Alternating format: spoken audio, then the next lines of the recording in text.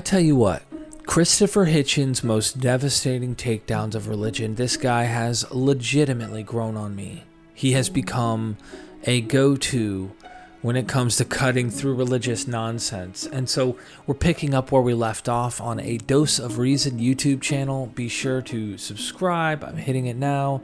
Make sure you subscribe to us and check the bell. If you enjoy these kind of reactions, please do. 90-something% of you aren't subscribed that watch my videos, and it would be great to have you part of the community, to be notified every time we drop a new reaction so you're there at the party and being part of what we're doing. Enjoying. Sometimes we're laughing. Sometimes we might end up crying. Sometimes we're just being critical. But right now we're going to react to Christopher Hitchens, his most devastating takedowns of religion. And make sure you like the video. Of course, I really do appreciate you. And comment what your thoughts are. Let's not waste any more time. And surely, in other words, I don't, when I'm offended by a filthy article I read about atheists and Jews and secularists, I have to do bombardments of stuff of this kind comes at me all the time. I don't go out and burn down the nearest mosque because I've been offended, do I? Don't be ridiculous. But I'm supposed to respect those who do such things. I'm supposed to treat them with an extra delicacy. Why should I be doing that? Who's the offended one here, really? I'm not going to make a big point about my feelings being hurt. I have a thick skin, I have a broad back. I've studied Socrates. I think the Socratic method is more convincing. But you act as if I'm the one who's offending them by saying, I find your beliefs actually rather unconvincing. And in any case, I'm not going to have them forced on me. Now, is that finally clear? Is it? I hope so. Good. Damn. The essence of the independent mind lies not in what it thinks, but... Why don't you take something away from people that gives meaning to 95% of the American people and replace it with something that gives meaning to just 5% of the American people? Ha! Well, what an incredibly stupid question.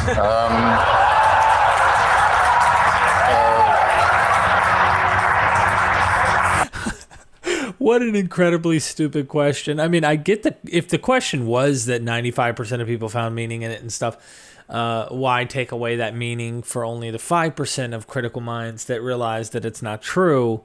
And he says a stupid question. Well, let's see what he says. First, I've said repeatedly that this stuff cannot be taken away from people. It is their favorite toy, and it will remain so. As Freud said, in The Future of an Illusion, it will remain that way as long as we're afraid of death and have no problem, which is, I think, likely to be quite a long time. Second, I hope I've made it clear that I'm perfectly happy for people to have these toys and to play with them at home and hug them to themselves and so on and share them with other people who come around and play with the toys. So that's absolutely fine. They are not to make me play with these toys. Okay? I will not play with the toys. Don't bring the toys to my house. Don't say my children must play with these toys. Don't say my toys might be a condom. Here we go again. I'm not allowed by their toys. I'm not going to have any of that. Enough with clerical and religious bullying and intimidation. Is that finally clear? Have I got that across? Thank you. I've known Dinesh for a long time. I know him to be a very humane and courteous and considerate and decent man. And I don't think he understands how wicked he sounds to so many people in this hall tonight. When he says, look, you've made a perfectly fair offer.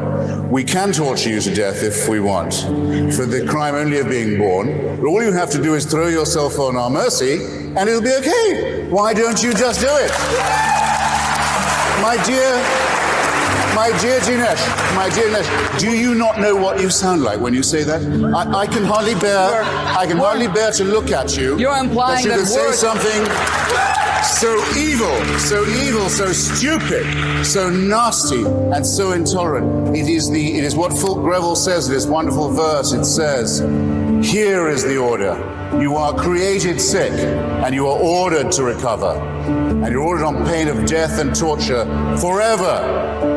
This is totalitarianism to the nth degree. No, it is the most refinement of cruelty and stupidity that is possible picture. It's and really you don't not. get There it when is a- people ask, does it seem okay to you? Say, you always have the chance to sprawl and grovel and beg and plead, and you might get off. I, for one, will take it as extremely insulting if any person of faith makes the assumption that their faith gives them a moral edge on me. I want to hear a lot more apologizing from the faith-based communities for the evil that they've done before they even start clearing their throats and telling me I wouldn't know right from wrong without their permission. I'm sorry, I won't be, can't be spoken to in that tone of voice, and nor should any of you. It is a horrible idea that there is somebody who owns us, who makes us, who supervises us, waking and sleeping, who knows our thoughts, who can convict us of thought crime, just for what we think, who can judge us while we sleep for things that might occur to us in our dreams, who can create us sick, as apparently we are, and then order us on pain of eternal torture to be well again. To demand this, to wish this to be true, is to wish to live as an abject slave. Why do you want it? Why do you want to arrive at a terminus of unfreedom? Dude, those masks, those like pointy masks, always throw me for a loop.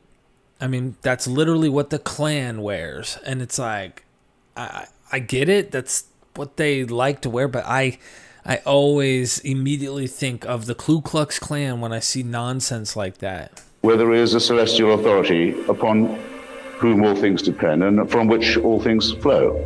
Why do you want that, and how on earth do you know that there's any case to be made for its existence? I'm approached by Christian proselytizers and told, you may not realize this, but somebody died for your sins about roughly 2,000 years ago, happens to have been the Son of God. He took them away, he took all this away for you.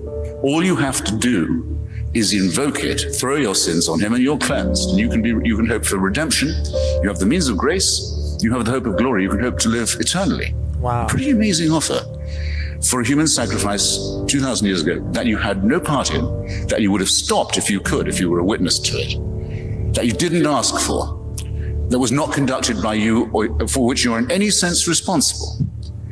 But do they leave it at that? No. You're free to, it's a bit like Pascal's Wager again, you're free to say no to this. You can refuse this offer if you like, but God help you if you do. You are going to be terribly punished for turning this kind offer down. Now, that's the totalitarian principle again.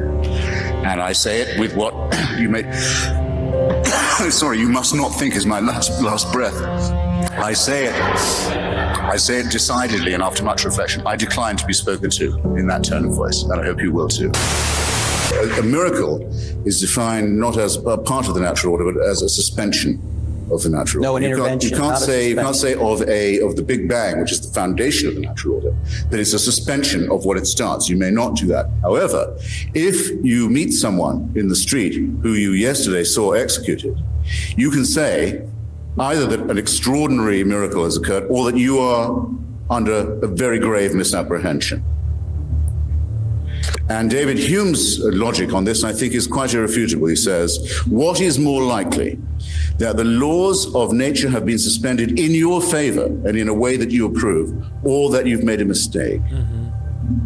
And in each case you must, and especially if you didn't see it yourself and you're hearing it from someone who says that they did. But I would go further and say the following. I'll grant you that it would be possible to track the pregnancy of the woman Mary, who's mentioned about 3 times in the Bible, and to show there was no male intervention in her life at all. But yet she delivered herself of a healthy baby boy. I can say, I don't say that's impossible. Parthenogenesis is not completely unthinkable, but it does not prove that his paternity is divine. And it wouldn't prove that any of his moral teachings were thereby correct. Nor, if I was to see him executed one day and see him walking the streets the next, would that show that his father was God, or his mother was a virgin, or that his teachings were true, especially given the commonplace nature of resurrection at that time and place. After all, Lazarus was raised, never said a word about it. The daughter of Jairus was raised, didn't say a thing about what she'd been through. And the Gospels tell us that at the time of the crucifixion, all the graves in Jerusalem opened, and their occupants wandered around the streets to greet people. So it seems the resurrection was something of a banality at the time. Not all of those people clearly were divinely conceived. So I'll give you all the miracles, and you'll still be left exactly where you are now, holding an empty sack. Now that's a funny one right there. The whole, just, you know how many freaking other people divinely ascended to heaven and had these kind of resurrection type experiences? There's a lot of this stuff in the ancient world. Why not categorize it under myth? Why not see it for what it is? On the question of Pascal, the famous wager that Dinesh put forward so softly, I think the best way perhaps to distinguish my view from his is to say what I think about it. The wager, this vulgar gamble, this three-card monte offered by a Catholic reasoner says, what have you got to lose, Buster? Bet it's true and you win. Bet it's false, you lose. Why is that true and why is that moral? Have to ask you to wrap up. Yeah, first, who's asking? Who's asking you to make this way? Who's saying, which divinity is saying, get this wrong? I'm fascinated to see which way you bet, because if you bet wrong, you're going straight to hell. What about that, for one thing? Second, which deity is not capable of saying, well, Mr. Hitchens, I notice that you, even on penalty of hell and condemnation, will not agree to worship me. You've been told what the odds are. You've been told what the stakes are. They must have impressed you in some way, but you say the evidence isn't good enough and the reasoning is even worse. And would not the sort of deity that you might expect Dinesh D'Souza or Mr. Taunton to respect say, well, I make some allowance there for a little intellectual courage, perhaps. Maybe a little moral integrity. No, you bet wrong. You're going to be tortured, not just for a long time, but forever. This is why I think I can close by saying that religion, as offered to you by its advocates, is immoral and irrational, and that the tyranny that it proposes you live under, fortunately, has no evidence to support the idea of its existence, and that by this discovery and this alone, we are made aware of the truth, and that truth can make us free. Ladies and gentlemen, Christopher Hitchens.